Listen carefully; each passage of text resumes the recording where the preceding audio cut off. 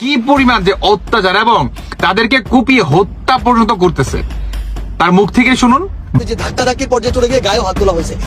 এখন আমি এভাবে একটা জামা পরে আছি, আমার পেটের এখানে দুইটা বুলেট এপার থেকে ওই পার চলে গেছে। আমি 4 মাস ধরে বিছানার বেডে পড়ে আছি, আমার এখানে এখনো 20টা সেলাই আছে, কিন্তু এটা তো বাইরের কাপড় দিয়ে দেখা যাইতেছে না। মুহূর্তে কাজ করছে সার্জিস। ছেলেটা যে দুইটা পা এক জায়গায় রেখে একটু নিবিড় হবে, এটার কিন্তু সুযোগ পাচ্ছে না, সারাক্ষণ দৌড়ের উপর আছে।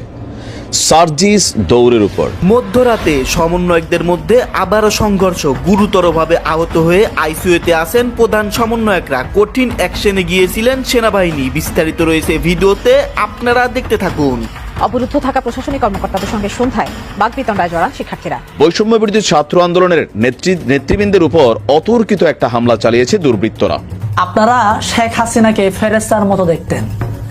এই ফেরেস্তা যখন ক্ষমতা থেকে নেমে গেছে, তখন এই ফেরেস্তার প্রকৃত চেহারা দাজ্জাল ছিল নাকি ফেরেস্তা ছিল আপনারা দেখেছেন। তার কুকর্মগুলা। আমাকে কেন ফ্যাসিস্ট বলা হয় আর কেন স্বৈরাচার বলা হচ্ছে? আমি কোন স্বৈরাচারী কাজ করেছি? আজকে আপনারা একটু তুলনা করেন তো, এই ইউনূস ক্ষমতা আসার পর ছাত্রদের এমন ভাবে বেয়াদব করেছে, এমন ভাবে ব্যবহার করতে আছে। ছাত্ররা শিক্ষকদের হামলা করে, তাদের গলায় জুতার মালা পরায়, তাদের গাছের সাথে বাঁধে। তাদের আমাদের সাধারণ মানুষের এখন একটাই স্লোগান, সমন্বয় হটাও, বাংলাদেশ বাঁচাও। এই সুদখোর ইউনূস হটাও, বাংলাদেশ বাঁচাও। আর এই নাস্তিক ইউনূস হটাও, বাংলাদেশ বাঁচাও। আপনারা মানসিক সান্ত্বনার জন্য যাই বলতে থাকুন বলুন, বাংলাদেশের মানুষকে বোকা ভাববেন না। অনেক যন্ত্রণা আমাদের উপর করা হয়েছে, চাপিয়ে দেওয়া হয়েছে, জুলুম করা হয়েছে। দেশের স্বার্থে আমরা সবগুলো বুকে চেপে এখন দেশটাকে সামনের দিকে সবাই মিলে আমরা এগিয়ে নিতে চাই। আমরা বলে থাকি যে অন্ধকারের পরে নাকি আলো আসে, এরকম একটি আলোর সন্ধান দিচ্ছি আপনাদের। আসসালামু আলাইকুম রহমতুল্লাহ। সবাই কেমন আছেন? আশা করি সবাই অনেক অনেক ভালো এবং সুস্থ আছেন। সবাইকে স্বাগতম জানাচ্ছি আমাদের আরেকটি নতুন ভিডিওতে। প্রতিদিনের মতো আমি আপনাদের সিরিয়াত ফারুকি। দর্শক, আজকের ভিডিও টাইটেল এবং থাম্বনেল দেখে ইতিমধ্যে বুঝতে পেরেছেন কি বিষয়টা নিয়ে কথা বলবো। ভিডিওর শুরুতে আপনারা বেশ কিছু অংশ বিশেষ দেখেছেন, যেখানে বুঝতে পেরেছেন বর্তমানে দেশের যে চলমান পরিস্থিতি, দেশের যে বর্তমান অবস্থান, সেটা নিয়ে আমরা কিছু অংশ দেখে বুঝতে পেরেছেন আজকের ভিডিওটি কতটুকু গুরুত্বপূর্ণ হতে চলেছে। তাই সবাইকে আমি অনুরোধ করব দেশের বর্তমান পরিস্থিতি জানতে বা দেশের বর্তমান অবস্থা কি সেটা সম্পর্কে জানতে অবশ্যই আজকের ভিডিওটি আপনাদের জন্য অনেক অনেক গুরুত্বপূর্ণ। তাই সবাইকে অনুরোধ করব ভিডিওটি সবাই আশা করে ধৈর্য সহকারে শেষ পর্যন্ত দেখবে। দর্শক, আর বেশি কথা বলছি না, আমরা একটা ভিডিও প্রস্তুতির মাধ্যমে একটু বিস্তারিত দেখে আসবো। তার আগে আপনাকে ছোট্ট একটি অনুরোধ জানিয়ে রাখতেছে, যারা আমাদের ফারুকি অনলাইন ইউটিউব চ্যানেলটিতে এখনো নতুন আছেন, প্লিজ দয়া করে আমাদের চ্যানেল সাবস্ক্রাইব করে সাথে থাকবেন। যারা ইতিমধ্যে সাবস্ক্রাইব করছেন তাদেরকে অসংখ্য ধন্যবাদ। যারা সাবস্ক্রাইব করেনি তাদের উদ্দেশ্যে একটি কথাই বলবো, আমাদের চ্যানেলের সাথে থাকুন, দেখতে থাকুন, দেখতে ভালো লাগবে, ভালোবাসা একদিন হয়ে যাবে ইনশাআল্লাহ। আর বেশি কথা বলছি না, আমরা একটু ভিডিও প্রস্তুতির মাধ্যমে 20-25 মিনিটের একটা ব্যবধানে আমরা মৃত্যুর হাত থেকে রক্ষা পেয়েছি। আমার শুধু এটাই মনে হয় যে 21 আগস্টের হত্যাকাণ্ডের থেকে বেঁচে যাওয়া বা কটিপাড়া ওই বিশাল বোমের হাত থেকে বেঁচে যাওয়া, আবার এই 5ই আগস্ট এই বেঁচে যাওয়া পিছনে নিশ্চয়ই আল্লাহর কোনো একটা ইচ্ছা আছে, আল্লাহর কোনো হাত আছে। নইলে এবারে তো বেঁচে যাওয়ার কথা না। তারা যেভাবে প্ল্যান করেছিল আমাকে হত্যা করার, সেটা আপনারা পরবর্তীতে দেখেছেন। তবুও এটা বোধহয় আল্লাহরই একটা রহমত। জানি না আল্লাহ আমাকে দিয়ে আরো কিছু কাজ করাতে চান বলেই বোধহয় আমি এখনো বেঁচে আছি। যদিও আমার কষ্ট হচ্ছে, আমি আমার দেশ ছাড়া, ঘর ছাড়া সবকিছু জ্বালিয়ে পুড়ে দিয়েছে। 32 নম্বর বাড়িটা পর্যন্ত জ্বালিয়ে দিল। আমরা 2 বন্ধুটা ব্যবহার করি নাই। আমরা তো এই সম্পত্তি আমাদের নিজেদের জন্য ব্যবহার করিনি। ওই বাড়ি থেকে 6 দফা আন্দোলন, ওই বাড়ি থেকে স্বাধীনতার ঘোষণা দিয়েছেন জাতিপিতা, আর ওই বাড়িতেই তো আমার বাবা মা সব জীবন দিয়েছেন, তাদের রক্তের দাগ। আমরা বঙ্গবন্ধু স্মৃতি জাদুঘর করে দিয়েছি। কত দেশি বিদেশি নেতারা ওই একদম ব্রেকিং তরতাজা নিউজ। তবে নিউজটা খুবই প্যাথেটিক টাইপের একটা নিউজ। এখানে দুইটা প্রশ্ন উঠেছে। আমি যখন এই নিউজটি করছি, 2 জন ছাত্রী তারা এই মুহূর্তে আইসিইউতে ভর্তি আছে, তাদের অবস্থা খুবই আশঙ্কাজনক। আরো তাদের সাথে বেশ কয়েকজন ছাত্রছাত্রী হাসপাতালের বিছানায় কাতরাচ্ছে। আর এরা প্রত্যেকেই বৈষম্য বিরোধী ছাত্র আন্দোলনের সমন্বয়ক এবং নেতৃবৃন্দ। ঘটনাটির প্রেক্ষাপট হচ্ছে খুলনায়। কিন্তু টুইস্টের জায়গাটা হচ্ছে, এই এত বড় ঘটনা ঘটার পরে ঘটনাটা আদৌ কারা ঘটিয়েছে সেটা সম্পর্কে কিন্তু এখনো স্পষ্ট কোনো ধারণা পাওয়া যায়নি। কারণ বৈষম্য বিরোধী ছাত্র আন্দোলনের এই মুহূর্তে আভ্যন্তরীণ মনে মনে একটা জ্বালা পড়ার মধ্যে আছে অবশ্যই বিএনপি, এর পাশাপাশি আওয়ামী লীগ তো আছেই। তো হয়তো আমরা আগামীকালকে এটার আপডেট পাবো। দর্শক, বৈষম্য বিরোধী ছাত্র আন্দোলনের নেতৃবৃন্দের উপর অতর্কিত একটা হামলা চালিয়েছে দুর্বৃত্তরা। আমরা যখন নিউজটা করছি ঠিক কয়েক ঘন্টা আগে খুলনা নগরীর শিববাড়ির মোড়ে জিয়া হলের সামনে এই ঘটনাটি ঘটেছে। এতে টোটাল 8 জন ছাত্র মারাত্মকভাবে আহত হয়েছেন, আর তাদের মধ্যে আশঙ্কাজনক অবস্থায় আছেন 2 জন, এবং কি দুর্ভাগ্যজনকভাবে 2 জনই আমাদের বোন। খুলনা মেডিকেল কলেজের হাসপাতালে আইসিইউতে তারা মৃত্যুর সাথে পাঞ্জা লড়ছেন।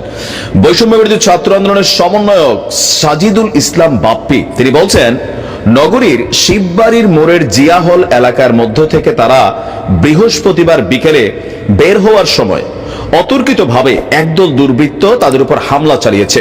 এতে এই আন্দোলনের সাথে সম্পৃক্ত নাজমুল ইসলাম ইমরান, শাহরিয়ার ইসলাম খালিদ, মেয়েদের মধ্যে সাম্মি, সাদিয়া, পিয়া, রুমি এবং অমি সহ টোটাল 8 জন আহত হয়েছে। তার বক্তব্য হচ্ছে যে তাদের উদ্ধার করতে নারী শিক্ষার্থীরা এক পর্যায়ে সেখানে এগিয়ে আসে, আর দুর্বৃত্তরা এখানে নারী পুরুষ ভেদাভেদ করে নাই, বৈষম্য করে নাই, তারা গণহারে এখানে যাদেরকে পেয়েছে তাদের উপরে হামলা চালিয়েছে। এতে সাদিয়া, পিয়া সহ 3 জন নারী শিক্ষার্থী তারা মারাত্মক আহত হয়েছেন। আর আহতদের মধ্যে সিটি কলেজের শিক্ষার্থী সাদিয়া এবং পায়োনিয়ার মহিলা কলেজের শিক্ষার্থী পিয়াকে এই মুহূর্তে আইসিইউতে ভর্তি করা হয়েছে। তো কেন এই হামলা চললো? আজকে কি তাদের কোনো সেখানে প্রোগ্রাম ছিল, সমাবেশ ছিল? না, বক্তব্য হচ্ছে যে আপনার এই হামলার কারণ সম্পর্কে এখন পর্যন্ত সমন্বয়ক সাজিদুল ইসলাম বাপ্পি কোনো তথ্য দিতে পারেননি। আমাদের পুলিশ বলছে, যিনি আছেন সোনাডাঙ্গা মডেল থানার অফিসার ইনচার্জ মোহাম্মদ মনিরুল ইসলাম, তিনার বক্তব্য যে এখানে দুর্বৃত্ত বলতে কাদেরকে বোঝানো হয়েছে। তার বক্তব্য যে ছাত্রদের মধ্যে হাতাহাতির ঘটনাটি ঘটেছে। পরে তিনি সহ পুলিশের একটি দল সেই এলাকায় উপস্থিত হওয়ার পর কাউকে পাওয়া যায়নি। কোন পক্ষ অভিযোগ দিলে পরবর্তী ব্যবস্থা নেওয়া হবে। এদিকে বৈষম্য বিরোধী ছাত্র আন্দোলনের শিক্ষার্থীদের উপর হামলার প্রতিবাদে সন্ধ্যা 7:30টায় শিববাড়ি মোড় থেকে একটি বিক্ষোভ মিছিল বের হয়েছিল। মিছিলটি শিববাড়ি থেকে ডাক বাংলোর দিকে চলে যায়। তবে পুলিশের বক্তব্য এখানে একটা টুইস্ট, যেটা কানেক্টেড, ছাত্রদের মধ্যে হাতাহাতি হয়েছে। আওয়ামী লীগের সময় কিছু কিছু ঘটনা বাংলাদেশে ঘটতো, আপনাদের খেয়াল থাকার কথা যে ছাত্রলীগের 2 নেতা একে অন্যের সাথে ঝগড়া লেগা মাঝ রাস্তার মধ্যে হঠাৎ করে একজন পাঞ্জাবি পরিহিত ছিল, তার সে তার ধাক্কা দিয়ে বলতেছে শিবির শিবির শিবির দল।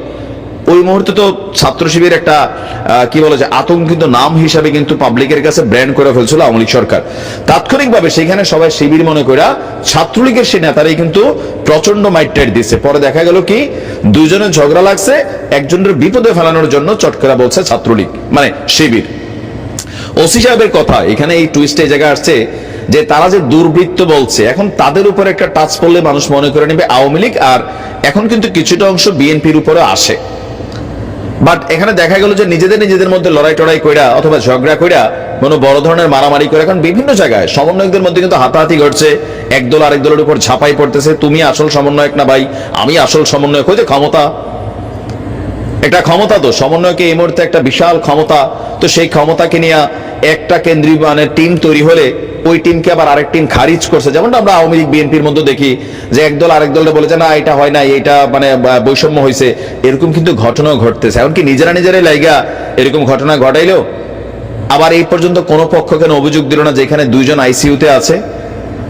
কেন জানি মনে হচ্ছে নিজেরাই লাগছে, যার কারণে কাউকে তারা এখন পর্যন্ত ব্লেম করতে পারেনি।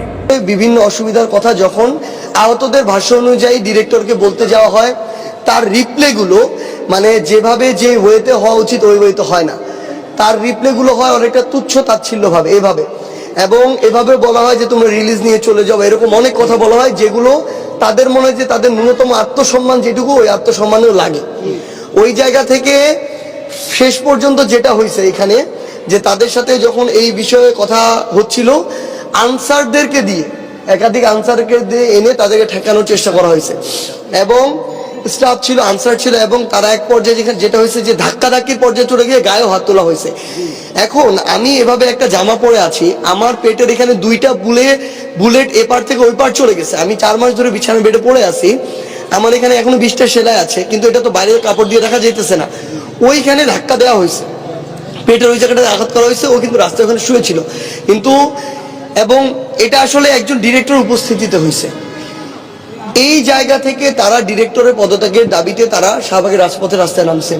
আমরা যখন আমাদের জায়গা থেকে এসে বললাম যে ভাই, আমরা ডিরেক্টর যা করছে তার প্রত্যেকটা জিনিসের বিচার হবে, এটার জন্য সে যদি পদত্যাগ ডিজার্ভ করে তার পদত্যাগই হবে, কিন্তু আমাদের যে গণমানুষ, এই গণমানুষের আমরা কোনো সমস্যা করব না, তাদের চলাচলের রাস্তায় কোনো সমস্যা করব না আমরা। তারা এক কথায় মেনে চলে আসছে যে ঠিক আছে, আজকে বৃহস্পতিবারের দিন, আজকে অনেকেই ঢাকায় চলাচলটা অনেক বেড়ে যায়, সো মানুষের জন্য ভোগান্তি না হয়, তারা ভিতরে চলে আসছে। কিন্তু তাদের ওই একটাই কথা যে একজন ডিরেক্টর এত বড় একটা হসপিটালের, আমি একজন আহত, আমার সাথে যদি এরকম তুচ্ছ তাচ্ছিল্যময় একটা ব্যবহার হয় তাহলে সাধারণ রোগীদের সাথে কেমন হয়? সেই জায়গা থেকে তারা ডিরেক্টরের পদত্যাগের দাবিতে তাদের এই দাবিটা আমাদেরকে জানাইছে। এবং সবচেয়ে ভালো হয় তাদের সাথে কি হয়েছে সরাসরি তাদের কাছে শোনা, তাদের ভিতরে ক্ষোভটা জানা, এবং তারা যে এতটা সময় ধরে এখানে আছে তারা কি কি ফেস করতেছে তারা সবচেয়ে ভালো বলতে পারবে। আমি শুধু একটা কথা বলতে পারি যে আমার আহত ভাইদের সাথে যার মানে ওইটুকু যৌক্তিক যেটুকু তাদের মানে দাবি চাওয়া, যেটুকু তারা ডিজার্ভ করে, ওইটুকু যারা করে না আমরা তাদের সঙ্গ দিব না। তাদের যৌক্তিক দাবি যদি হয় এবং এটা যদি আসলে আমরা আমাদের জায়গা থেকে এটাও দেখছি, যদি তার পদত্যাগটাই এই জায়গায় যৌক্তিক হয় তাহলে আমরা অবশ্যই বলবো। আমাদের সাধারণ মানুষের এখন একটাই স্লোগান, সমন্বয় হটাও, বাংলাদেশ বাঁচাও। এই সুদখোর ইউনুস হটাও, বাংলাদেশ বাঁচাও। আর এই নাস্তিক ইউনুস হটাও, বাংলাদেশ বাঁচাও। এই সরকারের প্রেস সচিব একবার ব্রিফিং করে বলছে যে 560টা মডেল মসজিদ নাকি করা উচিত হয় নাই। আমরা মনে করি এই সরকার আসলে নাস্তিক সরকার, কারণ এই ভদ্রলোক আমেরিকা থাকতে থাকতে বাংলাদেশের কৃষ্টি কালচার পুরাই ভুলে গেছে, আর বাংলাদেশের মনে হয় ইসলাম ধর্ম যথেষ্ট বিশ্বাসও করে না। এই জন্যই ওনার প্রেস সচিব এই বক্তব্য দিছে।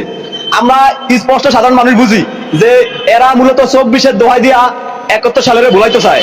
আমরা সাধারণ মানুষ মনে প্রাণে আইজা 71 বিশ্বাস করি আর ওইটাই ধারণ করি। বিশেষ করে আমরা যারা সাধারণ মানুষ আছি তারা এই 71 সাল হইলেও আমাদের জাতির একটা আবেগ, এটা নিয়ে যারা খেলা করে তারা কিন্তু ফলানের পথ পাইব না। সমন্বয় করেছেন অল্প কয়েকদিন, BMW গাড়ি দিয়ে চলেন। এই দেশে আর মন্ত্রী মিনিস্টার আসিল না বিগত সময়, ওরা তো হেলিকপ্টার এরকম ভিজিট করে নেয়, পুরো দেশ ভিজিট করেন হেলিকপ্টার দিয়া। কই পাইছেন এত টাকা, কই পান? এই পুরো 5 মাসে এই দেশে একটু উন্নয়নের ছোঁয়া দেন তো। একটা ইট লাগাইছেন এরকম কোন জায়গা আছে? একটা স্পট দেখান উন্নয়নের। কিন্তু শেখ হাসিনা কইরা দিয়া গেছে, আপনারা শুধু এটা ভাঙ্গেন, আপনারা শুধু ভাঙ্গার কাজে আছেন, কোনো গড়ার কাজে আপনারা নাই।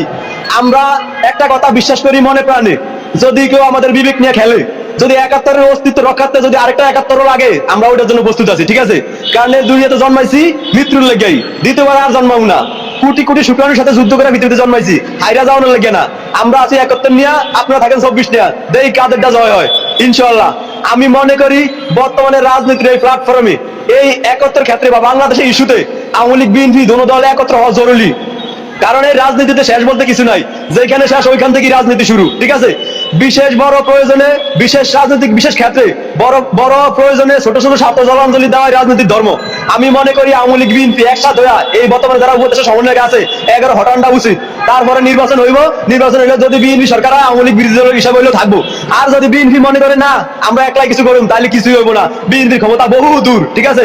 জুলাই আগস্টে কি বিপ্লব হয়েছে, বিএনপির সামনে আরো বড় বিপ্লব আছে। বিএনপি এগুলোকে মূলত পারবো না। এই জন্য এই সমন্বয় উপদেষ্টা যারা আছে রাষ্ট্রীয় শক্তি, এদের সাথে বিএনপি পারবো না, কারণ এর সাথে জামাতও আছে। আমি মনে করি এই রাজনীতির এই প্রয়োজনে, দেশের এই পরিস্থিতিতে আওয়ামী লীগ আর বিএনপি একসাথে হওয়ার বিকল্প আর কিছুই নাই। আমরা সাধারণ মানুষ দেশের প্রয়োজনে, উন্নয়নের স্বার্থে আমরা তাদের সাথে আছি। আর বিশেষ করে সমন্বয়ক যারা আছেন, আপনারা তো হইছেন ধান্দাবাজ।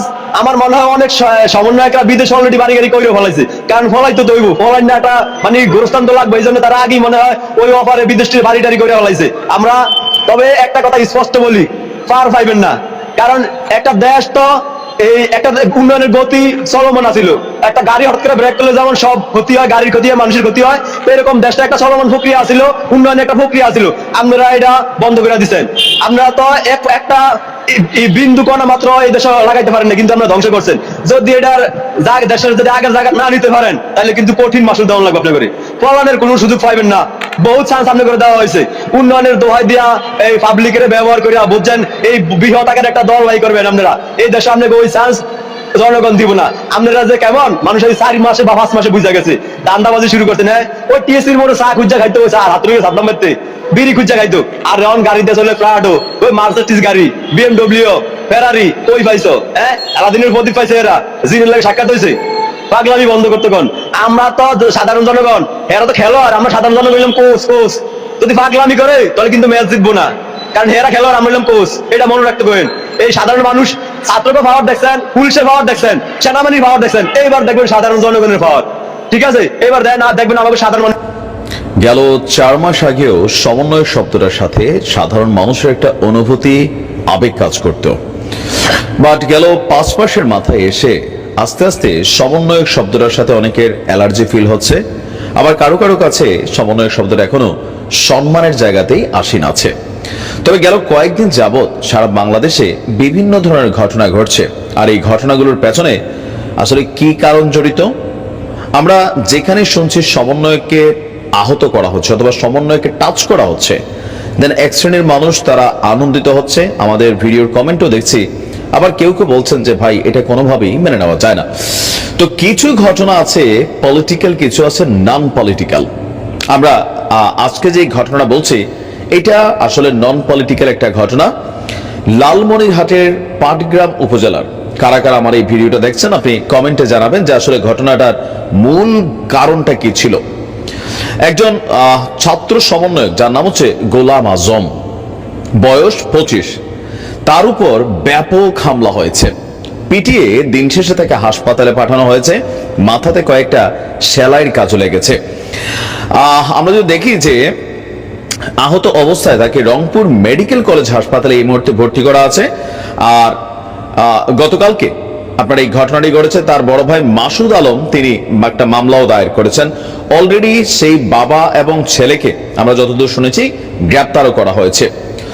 আপনার পৌরসভার কোটতলি এলাকায় নিজ বাড়ির পাশের সড়কে হাঁটছিলেন গোলাম আজম। এই সময় ব্যক্তিগত বিষয় নিয়ে প্রতিবেশী দেদুল মিয়া 59 বছর বয়স, তার ছেলে সজীব মিয়া ওরফে টাইগার 26 এবং রইদুল ইসলাম বয়স হচ্ছে 32 তাকে মারধর করেছে। টাইগার নামটা দেখছেন? যাই হোক, তবে টাইগারের অলরেডি গ্রেপ্তার হয়েছে সম্ভবত তারা। পরবর্তী সময়ে স্থানীয় বাসিন্দাদের সহায়তায় পরিবারের সদস্যরা তাকে উদ্ধার করে প্রথমে উপজেলা স্বাস্থ্য কমপ্লেক্সে ভর্তি করে। অবস্থার অবনতি হলে উন্নত চিকিৎসার জন্য তাকে দ্রুত রংপুর মেডিকেল কলেজ হাসপাতালে ভর্তি করানো হয়। আমাদের ওসি সাহেব বলছেন যে অলরেডি এজাহারভুক্ত আসামি সজীব মিয়া এবং ওরফে টাইগারকে আপনার নিজ বাড়ি থেকে গ্রেপ্তার করেছে পুলিশ। হামলার প্রতিবাদে এদিন বিকেলে শহরে বিক্ষোভ মিছিল এবং চৌরঙ্গি মোড়ে প্রতিবাদ সমাবেশ করেছে বৈষম্য বিরোধী ছাত্র আন্দোলন। এই ঘটনাগুলোর পেছনে যখন আমরা একটু ফোকাস করি, বিভিন্ন জায়গায় বিভিন্ন রকম বক্তব্য মন্তব্য আসে। এখানে যে বিষয়টা আমাদের কাছে মনে হয়েছে, কিছু কিছু জায়গায় সমন্বয়করা যখন ব্যক্তিগত ইস্যুগুলোতে জড়ান, তো সেইখানে তাদের মধ্যে এই যে সমন্বয়ক একটা পদবি, এটার কিন্তু একটা ইফেক্ট কাজ করে যায়। এখন এই যে সমন্বয়কের সাথে পারিবারিক একটা ইস্যু নিয়ে, ব্যক্তিগত ইস্যু নিয়ে, এটার সাথে কোনো পলিটিক্যাল কানেক্টিভিটি কিন্তু নেই। গতকালকে যে ঘটনাটা ঘটেছে আরেকটা জায়গায়, আমি নিউজটা দিলাম, 2 জন ছাত্রী আইসিইউতে আছেন, আরো 6 থেকে 7 জন আহত আছেন। এখানেও কিন্তু আসলে আওয়ামী লীগ কানেক্টিভিটি কোনো কিছু নেই। এখন সারা বাংলাদেশের যে কোনো জায়গায় সমন্বয়কদের গায়ে হাত তুললে এখানে প্রথমেই নামটা চলে আসে, ভাই এটা আওয়ামী লীগ, যুবলীগ অথবা ছাত্রলীগের কাজ। কিন্তু প্রকৃতপক্ষে ঘটনাগুলোর পেছনে আমরা দেখছি যে নানান ধরনের প্রেক্ষাপট তৈরি হচ্ছে। তো যাই হোক, অলরেডি এই টাইগার এবং টাইগারের বাবা, মানে টাইগারের ভাই এবং বাবাকে সম্ভবত পুলিশ খুঁজছে। আর এই সমন্বয়ক ব্যক্তিগত বিষয়গুলোকে তিনি বিভিন্নভাবে ব্যাখ্যা করেছেন, বাট আমার মনে হয় একটু সচেতন এবং সাবধান থাকা দরকার যারা সমন্বয়ক আছেন তাদের নিজেদেরও, যে ঠিক আছে আমরা সমন্বয়ক, কিন্তু এই ইফেক্টগুলো যেন নিজের পরিবার, আশেপাশের মানুষ, আত্মীয় স্বজন তাদের উপর যেন এটার প্রভাব না পড়ে। কারণ ঘটনা যখন ঘটে, এক পক্ষের উপর ঘটনা ঘটে না। জামায়াতের আমির ডাক্তার শফিকুর রহমানের একটা মন্তব্য নিয়ে গতকাল বিএনপির সিনিয়র যুগ্ম মহাসচিব জনাব রুহুল কবির রিজভী একটা জবাব দিয়েছেন, এবং বেশ টাফ জবাব আমরা এভাবে বলতে পারি, বেশ শক্ত সমালোচনা আছে। আমরা একটু মন্তব্যটা নিয়ে কথা বলি এবং আসলে বিএনপি এবং জামায়াতের কেমিস্ট্রিটা এখন কেমন এবং ভবিষ্যতে বাংলাদেশের রাজনীতির পথরেখা কেমন দাঁড়াতে পারে এই দুটো দলকে যদি আমরা বিবেচনায় নেই, সেটা নিয়ে একটু কথা বলতে চাই। এবং এটা একটা গুরুত্বপূর্ণ বিষয় যে সামনে আমাদের রাজনীতি মূল ধারাগুলো কেমন হবে সেটার একটা আলামত সম্ভবত আমরা এর মধ্যে খুঁজে পাবো। জামায়াতের আমির একটা আপত্তিকর মন্তব্য করেছেন বলে আমি মনে করি, ভীষণ আপত্তিকর ভাবে বলা উচিত। উনি বলেছেন, ডক্টর শফিকুর রহমান বলেন, দেশে পরীক্ষিত দুটি দেশপ্রেমিক শক্তি আছে, একটি সেনাবাহিনী আর একটি জামায়াতে ইসলামী। আওয়ামী লীগ সরকার এই দুই শক্তিরই ক্ষতি সাধন করেছে, আগেই সেনাবাহিনীর ক্ষতি সাধন করেছে, পরে জামায়াতকে তছনছ করে দিতে উঠে পড়ে লেগেছে, ইত্যাদি ইত্যাদি। মানে দুটো দেশপ্রেমিক শক্তি, সেনাবাহিনী এবং জামায়াত। মানে আমার সাথে সাথেই মনে পড়লে আমরা খুঁজে পেলাম শেখ হাসিনা গন্ধ আছে, জামায়াতের আমিরের মুখে বক্তব্যে শেখ হাসিনার গন্ধ পাওয়া গেল। আমি আগে শেখ হাসিনার মন্তব্যটা পড়ি। 2011 সালে তিনি একটা কর্মসূচির সমালোচনা করে বলছেন, বিডি নিউজ 24 এর নিউজ, যারা এখন দেশপ্রেমের কথা বলছেন দেশের কোনো সংকটেই তাদের পাওয়া যায় না। তিনি বলেন, আমার চেয়ে কে বেশি দেশপ্রেমিক, আমার চেয়ে দেশের স্বার্থ নিয়ে কে বেশি চিন্তা করে, এটাই আমার প্রশ্ন। শেখ হাসিনাই সবচেয়ে বড় দেশপ্রেমিক। অবশ্য জামায়াত আমির তার দেশপ্রেমিক, পরীক্ষিত দেশপ্রেমিকে উনি একা নন, সাথে সেনাবাহিনীকে রেখেছেন। স্বাভাবিকভাবেই এটা আলোচনা জন্ম দিয়েছে, সাথে সেনাবাহিনী কেন, সেনাবাহিনীকে খুশি রাখার চেষ্টা। তার চাইতে বড় কথা, কেউ যখন দাবি করি এই দুটো শক্তি দেশপ্রেমিক, আমি অনেক আগে একটা ভিডিওতে বলেছিলাম সেনাবাহিনীর আগে যেভাবে দেশপ্রেমিক যুক্ত করতে হয়, আমি পছন্দ করি না, এটা আমি পছন্দ করি না। এই দেশে প্রতিটা পেশা শ্রেণীর মানুষ দেশপ্রেমিক হতে পারেন, সেনাবাহিনীও দেশপ্রেমিক নিশ্চয়ই, কিন্তু এই অ্যাডজেক্টিভ, বিশেষণ তাদের নামের সাথে লাগিয়ে বিশেষায়িত করার এই প্রবণতা ভালো না, আমি ভালোভাবে দেখি না, এটা অন্যদেরকে খাটো করা হয়। এবং জামায়াত আমির যখন নিজেদেরকে এবং সেনাবাহিনীকে রাখছেন, তার মানে আর কেউ দেশপ্রেমিক নন। ভয়ঙ্কর মন্তব্য, মানুষকে অত্যন্ত নিচু করে তোলা, আন্ডারমাইন করা। তাদের ভাষায় আর কেউ দেশপ্রেমিক নন। রাজনৈতিক স্ফিয়ারের কথা যদি বলি, ধরুন বিএনপি, যারা দেশপ্রেমিক না তা বলছি না, যেমনকি আমি দেশপ্রেমিকই বলছি, কিন্তু তারাই শুধু দেশপ্রেমিক এই ক্লেমিংটার প্রবলেমের কথা বলছি। রাজনীতির মাঠে জামায়াতের চাইতে অনেক বেশি দীর্ঘ সময়, অনেক বেশি দীর্ঘদিন সাফার করেছে বিএনপি। তারা শেখ হাসিনার বিরুদ্ধে লড়াই জারি রেখেছেন। যেহেতু সাংগঠনিক সাইজে, জনসংখ্যার সাইজে, সমর্থকের সাইজে, কর্মীর সাইজে তারা জামায়াতের চাইতে অনেক বড়, শেখ হাসিনা তাদেরকেই সবচেয়ে বেশি বড় থ্রেট মনে করেছেন। বাট তারা তাদের লড়াই চালিয়ে গেছেন। আরো বহু মানুষ লড়াই করেছেন, সাধারণ মানুষ লড়াই করেছেন, অন্যান্য দল লড়াই করেছেন, মাঠে থেকেছেন, জেল খেটেছেন। বহু বহু মানুষ ব্যক্তিগতভাবে, কোনো দল করেন না এমন অনেক মানুষ জেলে গেছেন শুধুমাত্র শেখ হাসিনার রেজিমের বিরুদ্ধে লড়াই করার জন্য, মামলার হয়রানির মধ্যে পড়েছেন। কেউ দেশপ্রেমিক না, জামায়াত আর সেনাবাহিনী দেশপ্রেমিক। সবাইকে নাকচ করে দেয়া, সবাইকে বাতিল করে দেয়া, খুবই আপত্তিকর মন্তব্য যে কোনো বিবেচনায়। যাই হোক, যারা রিজভি খুবই টাফ জবাব দিয়েছেন এটা, এবং এর মধ্যে একটা সূত্র আছে ভবিষ্যতের রাজনীতিটা কিভাবে হবে। প্রথম আলো থেকে পড়ছি, 1971 সালে মহান মুক্তিযুদ্ধে জামায়াত ইসলামের ভূমিকা নিয়ে প্রশ্ন তুলে বিএনপির জ্যেষ্ঠ যুগ্ম মহাসচিব রুহুল কবির রিজভী বলেছেন, 71-এ আপনাদের ভূমিকা কি ছিল? আপনারা কোন সেক্টরে যুদ্ধ করেছেন? আপনারা কোন সেক্টর কমান্ডারের আন্ডারে যুদ্ধ করেছেন? তিনি অনেক কথা বলতেন। আরো বলেন, একটি রাজনৈতিক দল আমি দেখলাম, এটা আমার কাছে বিস্ময় লেগেছে, দেশপ্রেমী তারা আর সেনাবাহিনী। সেনাবাহিনী দেশপ্রেমী নিঃসন্দেহে, কারণ তাদের পূর্বপুরুষেরা এই বাংলাদেশ নির্মাণে জীবন বাজি রেখে যুদ্ধ করেছিলেন, তাই স্বাধীনতার ঘোষণা দিয়েছেন। যেমন জিয়াউর রহমান, যিনি অন্যতম সেক্টর কমান্ডার, তিনি স্বাধীনতার ঘোষণা দিয়েছেন। আরো মেজর যারা আছেন, এগুলো সবকিছু বলা। তারপরে বলছেন যে সেনাবাহিনী জনগণের পক্ষে অবস্থান গ্রহণ করেছেন, 24-এর অভ্যুত্থানেও সেখানেও উজ্জ্বল ভূমিকা আছে। তো সেনাবাহিনীকে বিএনপি এন্ডোর্স করছেন। এরপর বলছেন, আমি সেই রাজনৈতিক দলকে বলতে চাই, ইসলামপন্থী সেই রাজনৈতিক দল, 71-এ আপনাদের ভূমিকা কি ছিল? আপনারা কোন সেক্টরে যুদ্ধ করেছেন? আপনারা কোন সেক্টর কমান্ডারের আন্ডারে যুদ্ধ করেছেন? বাংলাদেশে কেউ দেশপ্রেমী নেই, শুধু একটি রাজনৈতিক দল দেশপ্রেমী। এই ধরনের বিভ্রান্তি আপনারা তৈরি করলে মানুষ হাসবে, মানুষ হাসি ছাড়া আর কিছু দেবে না। এটুকুই যথেষ্ট। বেশ টাফ জবাব, এবং 71-এর বয়ান বিএনপি সামনে এখন বেশ জোরে সোরে আনছেন। কিছুদিন আগে ফোরাম ফর বাংলাদেশ স্টাডিজ বলে একটা প্রতিষ্ঠান আছে, আমি নিজে ওই প্রতিষ্ঠানটার একজন প্রতিষ্ঠাতা সদস্য। আমরা একটা অনুষ্ঠান আয়োজন করেছিলাম, চেষ্টা ছিল আমাদের সব মানুষকে, আমরা যে মানে 3টা শব্দ আমাদের থিম ছিল, ঐক্য, সংস্কার, নির্বাচন। সো ঐক্যের একটা ডায়ালগের চেষ্টা ছিল। যাই হোক, সেখানে বিএনপি মহাসচিব এসছেন, সেখানেও তিনি খুব জোর দিয়ে 71-কে ধরে রাখার আলাপ এনেছেন। এবং সাম্প্রতিক সময় আমরা খেয়াল করব বিভিন্ন ক্ষেত্রে যখন স্টুডেন্টরা বা আর কেউ 2024-কে দিয়ে 71-কে ধামাচাপা দিতে চায় বা এক ধরনের প্রবণতা দেখা যায়, বিএনপি সেটাকে প্রটেস্ট করে, তখন তারা খুব জোরে সোরে বিএনপি 71-কে সামনে নিয়ে আসে।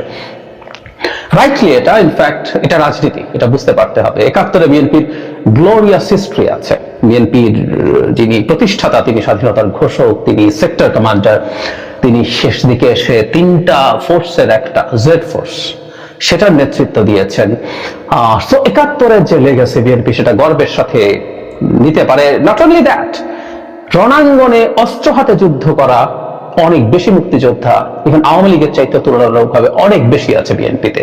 সো বিএনপি সেটা ক্লেম করে এবং খুব স্বাভাবিকভাবে যেটা হয়েছে, জামায়াতের 71-এ প্রশ্নবিদ্ধ ভূমিকা আছে, খুবই টাফ ভূমিকা। আমি এটা ভিডিও করেছি। ফৌজদারি অপরাধগুলো বাদ দিলেও নৈতিকভাবে দানবীয় পাকিস্তানি সেনাবাহিনীরও পক্ষে থাকা বা অখণ্ড পাকিস্তানের পক্ষে থাকা, যখন তারা বাংলাদেশের মানুষের উপরে ভয়ঙ্কর রকম গণহত্যা এবং মানবতা বিরোধী অপরাধ, যুদ্ধাপরাধ করছিল, তখন নৈতিক সমর্থন দেওয়াটা একটা বড় ভুল না, অপরাধ। সো জামায়াত চাইবে 71-কে সরিয়ে রাখা এবং বিএনপি তার রাজনীতির কারণেই 71-র সামনে আনছে আবার জামায়াত, যাতে এই ব্যাপারটাকে কিভাবে ডিল করে দেখা যায়। যেটা বলছিলাম এর আগেও, এখন না, আমরা একটু যদি পেছনে ফিরে যাই, আমরা দেখব জামায়াতের আমিরই প্রথম শুরু করেছিলেন 5 আগস্টের পর যে মানে আমি এক্সাক্ট ওয়ার্ডিং মনে নেই, মানে এক জালিম গাছে আরেক জালিম আসছে, এরকম একটা ইঙ্গিত বিএনপির প্রতি করেছিলেন বিভিন্ন জায়গায়। এবং পরবর্তীতে আমরা দেখেছি যে বিএনপির প্রতি এক ধরনের ইঙ্গিত তাদের আছে। শুধু সেটা না, আসলে এক ধরনের মেরুকরণের আলাপ শোনা যাচ্ছে, আমি নিশ্চিত নই কিন্তু শোনা যাচ্ছে, এবং সেটাই আমরা সামনে হয়তো দেখতে পারবো যে ছাত্রদের সাথে জামায়াত এবং ইসলামপন্থী দলগুলোর এক ধরনের জোট তৈরি হওয়ার প্রবাবিলিটি তৈরি হয়েছে। এবং বৈষম্য বিরোধী ছাত্র আন্দোলন যেসব জামায়াত বা যে ধরনের সাংগঠনিক কাজ করে, মিছিল করে, তার মধ্যে জামায়াত এবং ছাত্র শিবিরের অনেকে ওখানে ইনভলভড আছে। আমি আবারও বলছি, আমি নিশ্চিতভাবে বলছি না, আমি আবার একেবারে উড়িয়েও দিচ্ছি না, কারণ আমি খুবই ভালো সোর্স থেকে এটা জানতে পেরেছি। সো তাদের মধ্যে এক ধরনের অ্যালাইনমেন্ট আছে, এবং আমরা প্রকাশ্যেও যেসব আসে সেসব ক্ষেত্রেও দেখতে পাই। যেমন ধরুন, রাষ্ট্রপতিকে অপসারণ প্রশ্নে জামায়াত প্রতিবাদ করেনি, এটা আমাদের খুব স্পষ্টভাবে মনে পড়ে। শুধু সেটা না, আমি দেশের দৈনিক একটি পত্রিকার রেফারেন্স দিয়ে গতকালই একটা ভিডিও করেছি, সেখানে খুব স্পষ্টভাবে দেয়া ছিল এই যে তাদের প্রক্লেমেশন অফ, তাদের ভাষায় রেভলিউশন, বিপ্লবের ঘোষণাপত্র, সেটা দেওয়ার ক্ষেত্রে জামায়াতের নীরব সম্মতি ছিল আরো অনেকগুলো দলের। ফলে এখন আমরা দেখতে পাচ্ছি যে মাঠে একটা মেরুকরণ তৈরি হয়েছে। ইসলামপন্থী দলগুলো একদিকে, জামায়াত এর আগেই ঘোষণা দিয়েছে তারা বিভিন্ন ইসলামপন্থী দলের সাথে আলোচনা করছিলেন, এবং খুব অবিশ্বাস্যভাবে ইসলামী আন্দোলনের মতো দল, যারা মূলত একটা পীরের অনুসারীদের দল, সেই দলের সাথে জামায়াতের ঐতিহাসিকভাবে যারা পীরের অনুসারী, তাদের সাথে জামায়াতের ঐতিহাসিক দ্বন্দ্ব আছে, কিন্তু সেটাও মিটিয়ে তারা বসার চেষ্টা করেছেন। সো ওইদিকে একটা মেরুকরণ হচ্ছে। তার সাথে আমি নিশ্চিত নই বৈষম্য বিরোধী ছাত্ররা যে দল করতে যাচ্ছেন তারা যুক্ত হবেন কিনা, কিন্তু অপর পাশে বিএনপি একটা সেন্ট্রিস্ট দল হিসেবে থাকছে, এবং এরকম একটা পলিটিক্যাল মেরুকরণ বাংলাদেশের, ভবিষ্যৎ বাংলাদেশের জন্য আমি প্রাথমিকভাবে অন্তত এই মুহূর্তে দেখতে পাচ্ছি, যেখানে মধ্য ডান এবং ফার রাইটরা মিলে একটা দল হবে। এবং বিএনপি একসময় যে মধ্য ডান ধরনের টেন্ডেন্সি ছিল সেটা থেকে সরে এসে এখন পর্যন্ত বিএনপি অন্তত এক ধরনের সেন্ট্রিস্ট পলিটিক্যাল ফোর্স হিসেবে তার অ্যাটিটিউড দেখাচ্ছেন, এবং জামায়াতের বিরুদ্ধে তারা যখন ফাইট করতে যাচ্ছেন তখন যেহেতু এখনো বেশি ইডিওলজিক্যাল ডিবেট আছে, সেখানে তারা 71-কে ডেকে আনছেন যাতে জামায়াতের সাথে তার এই রাজনৈতিক লড়াইটাতে তারা বেটার অবস্থানে থাকতে পারেন। কিন্তু একটা জিনিস একটু মনে রাখতে হবে, যদি এরকম কিছু ঘটে, আমি এটা নিয়ে হয়তো বিস্তারিতভাবে কথা বলবো, সেটা হচ্ছে বাংলাদেশে 5 আগস্টের পর ইডিওলজিক্যাল ডিবেট অনেক বেশি জায়গা পাওয়ায় যেটা ঝুঁকি তৈরি হয়েছে, সেটা হচ্ছে এরকম ডিবেট আসা মানেই হচ্ছে আমাদের ওয়েলফেয়ারের আলোচনা কমে যাওয়া। তখন মানুষ এগুলো নিয়েই বেশি হুমড়ি খেয়ে পড়ে, হামলে পড়ে। ভারতে যখন হিন্দুত্ববাদী রাজনীতি হয় তখন মানুষ কেমন আছে তার চাইতে এটা জরুরি হয়ে যায় যে আমাদের হিন্দু ধর্মের ঐতিহ্য, আমাদের হিন্দুত্ববাদীরা কতটুকু রক্ষা করতে পারবেন, আমরা কতটুকু থ্রেটের মুখে আছি, মুসলিমরা কত সন্তান জন্ম দিয়ে দিল, কত দখল করে ফেললো, বা আমরা অখণ্ড ভারত পাবো কিনা, এরকম নানা ইডিওলজিক্যাল আলোচনা যখন চলতে থাকে তখন এই ভারত যে বিজেপির অধীনে ক্রমাগত ভাবে অনেক খারাপ দিকে গেছে, খারাপ দিকে এই অর্থে যে যতটুকু উন্নতি হওয়ার কথা, জনগণের যত ভালো থাকার কথা। তো প্রিয় দর্শক, এই বিষয়টি আপনার মতামত জানাবেন কমেন্ট সেকশনে। আর আমাদের চ্যানেলটিতে এখন নতুন থাকলে অবশ্যই চ্যানেলটি সাবস্ক্রাইব করে সাথে থাকবেন। আর কে কোথা থেকে আজকের ভিডিওটি দেখেছেন অবশ্যই দ্রুত কমেন্টে জানিয়ে ফেলুন। ধন্যবাদ সবাইকে।